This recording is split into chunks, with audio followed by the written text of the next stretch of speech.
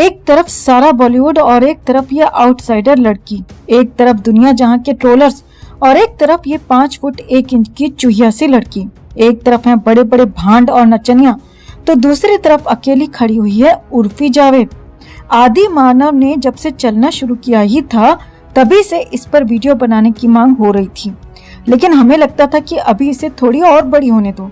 लेकिन ये बेवफा आज की डेट में इतनी बड़ी हो गई कि ये एक नहीं 2 वीडियोस डिजर्व करती है। बिना किसी रील और टिकटॉक के सोशल मीडिया के थ्रू उर्फी जावेद शायद ऐसी पहली प्राणी है जो लड़की जैसी दिखती है, जो बिना कुछ करे इतनी फेमस हो गई।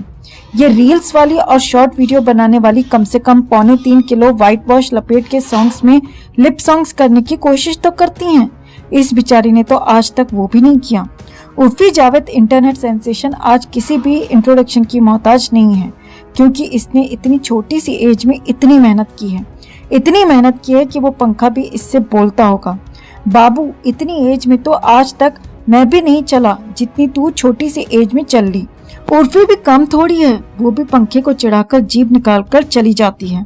1 मिनट, ये बीच बीच में से मजा नहीं आएगा, शुरू से शुरू करते हैं।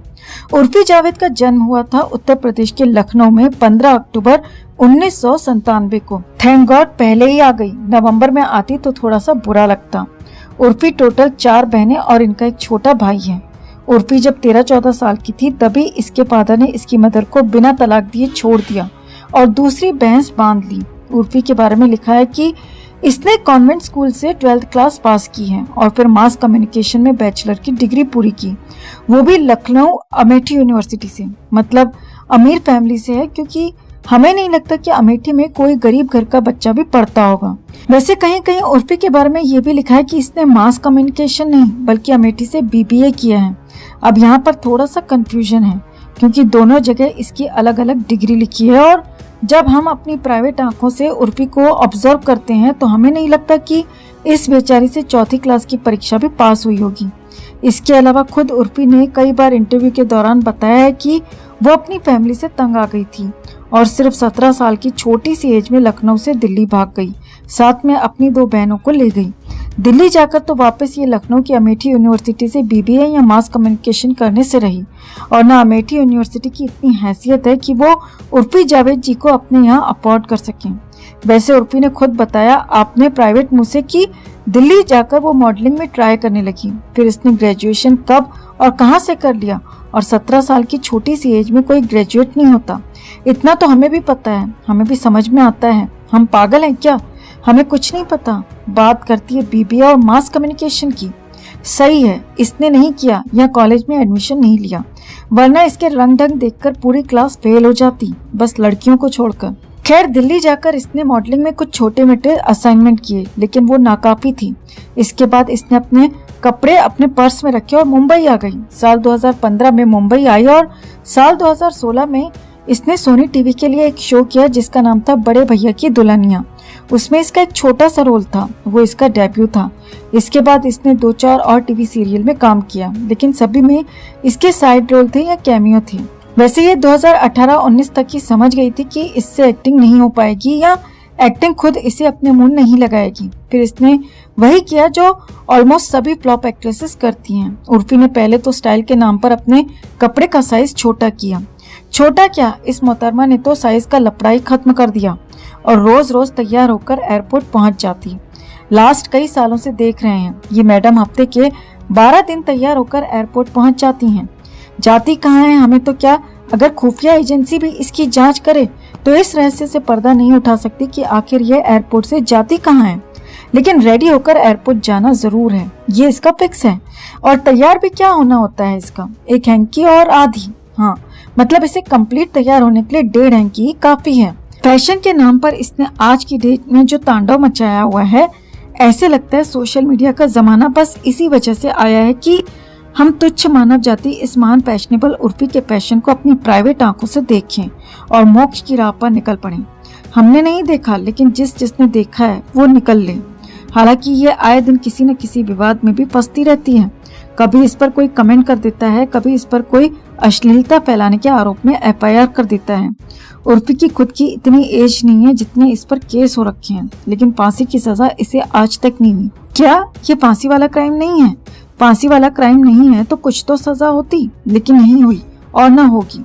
दरअसल उर्फी जावेद को पहले सब लोग जावेद अख्तर की पोती समझ रहे थे, लेकिन बाद में क्लियर हुआ कि ये जावेद अख्तर की पोती नहीं है बल्कि उसकी भी दादी है।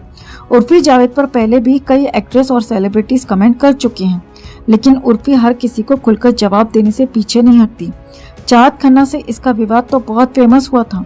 चाहत ने इसके फोटोज पर कमेंट किया तो इसने भी उसे जवाब दिया और उसके डाइवर्स पर ताना मारा। ऐसे ही एक टीवी शो में करीना खान तैमूर वाली रणबीर कपूर के साथ बात कर रही थी तो उसने रणबीर कपूर से पूछा कि उर्फी के कपड़े उसे कैसे लगते हैं, तो रणबीर कपूर ने कहा कि मुझे उसके कपड़े बिल्कुल भी पसंद नहीं है। तब करीना खान कहती हैं कि वो एक बहादुर लड़की है, बहुत बहादुर है। अगले दिन पर पेपराजी पहुंच जाती है उर्फी से उसका रिएक्शन लेने। उर्फी ने रणबीर कपूर के लिए कहा कि उसे भाड़ में जाने दो, मैं तो करीना आंटी की तारीफ पर ही फुदकने लगी हूँ। लेकिन ये करीना आंटी वैसे इसे किस वे में बहादुर बोल रही थी? इन नचनिया गैंग की नजरों में नंगी घूमना ही बहादुरी होता है क्या? लड़कियां नशा करें, अय्याशी करें या खुद के एग्जीबिशन, भले ही दुकान में सामान कुछ ना हो, वो बहादुरी है।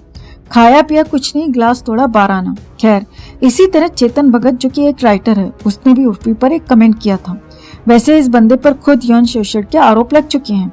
यही बात उर्फी ने भी पलटकर उसे बोल दी कि तू मेरे लिए बोल रहा है, तेरे ऊपर तो खुद यौन शोषण के आरोप लगे हैं।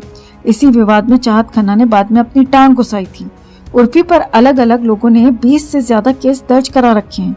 बीजेपी के एक नेता है जिनका नाम है चित्रा बाग, उसके साथ भी उर्फी का विवाद एक समय पर बहुत ज्यादा तूल पकड़ गया था। बीजेपी नेता ने एफआईआर भी कराई थी और सोशल मीडिया पर दोनों में काफी ज्यादा बहस हुई। तब चित्रा बाग ने कहा कि उर्फी का ऐसा नंगा नाच मुंबई में बर्दाश्त नहीं किया जाएगा। तब उर्फी ने भी कहा था कि उसका ऐसा नाच जारी रहेगा। बाद में इस विवाद में पुलिस, नेता और महिला आयोग भी अपना अपना टाइम पास करने लगे थे।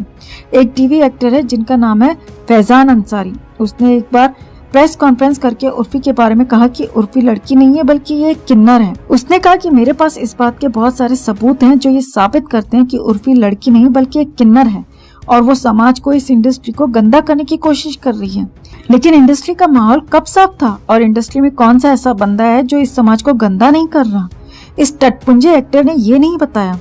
फालतू आदमी बकवास कर रहा था प्रेस कॉन्फ्रेंस में हमारी प्यारी राज दुलारी उर्फी के बारे में।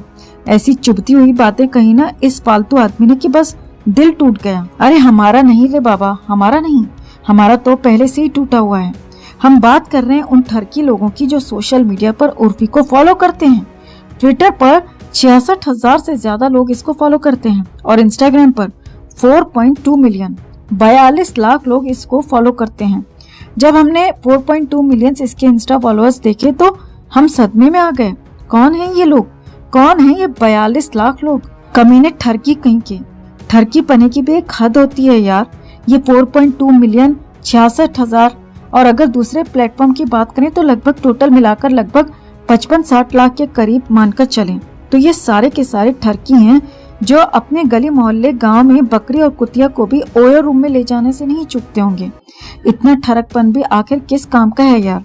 और जिस इंसान को उर्फी को देखकर जिसके दिमाग में हवस चल रही है और आंख बंद करके उसको फॉलो कर रहा है, तो हम आपको बताते हैं कि आखिर ये लोग होते कौन हैं। आप लोगों ने ऐसी खबरें पढ़ी होंगी, सुनी होंगी कि किसी ने कुतिया को कोने में ले जाकर ABCD सिखा दी, बकरी को घुसा के कोठे में ले जाकर सनी लियोनी का पूरा चैप्टर अच्छे से याद करा दिया। ये सब वही लोग हैं, शक्ति कपूर कहीं के। और विद्या कसम खा के बोलो, आप में से तो कोई नहीं ना? नाक न कटवा देना हमारी कहीं, यहाँ भी और वहाँ भी। क्या मुंह दिखाएंगे हम आने वाली जनरेशन को और क्या सिखाकर जा रहे हैं हम इस देश के युवाओं को? वैसे युवाओं से याद आया, हमारे देश के युवाओं को कुछ भी सिखाने की जरूरत नहीं रह गई है आज की डेट में। उर्फी जावेद को फॉलो कर रहे हैं यार, हद हो गई। कुछ तो स्टैंडर्ड का ख्याल रखो। उर्फी जावेद को, मियां खलीफा को जाकर फॉलो कर लो, वहां कुछ तो दिखेगा। अरे कुछ तो दिखेगा। यहाँ उर्फी जावेद को फॉलो करके तो बस बहुत हो गया इतना। खैर, जब तक हम इस पर सेकंड पार्ट लेकर आए तब तक कमेंट में आप भी इसे लेकर अपनी बात, अपनी राय जरूर रखें कि आखिर ये 1.5 हैंकी में अपनी हड्डियों का ढांचा दिखाकर क्या साबित करना चाहती है। इसका मकसद क्या हो सकता है? और अगर उर्फी पर हमारी कही इन सारी बातों से आप भी सहमत हैं तो वीडियो को ज्यादा से ज्यादा लाइक और शेयर कर अपना प्यार और सपोर्ट जरूर दिखाएं और चैनल के साथ जुड़कर इस फैमिली का हिस्सा बने।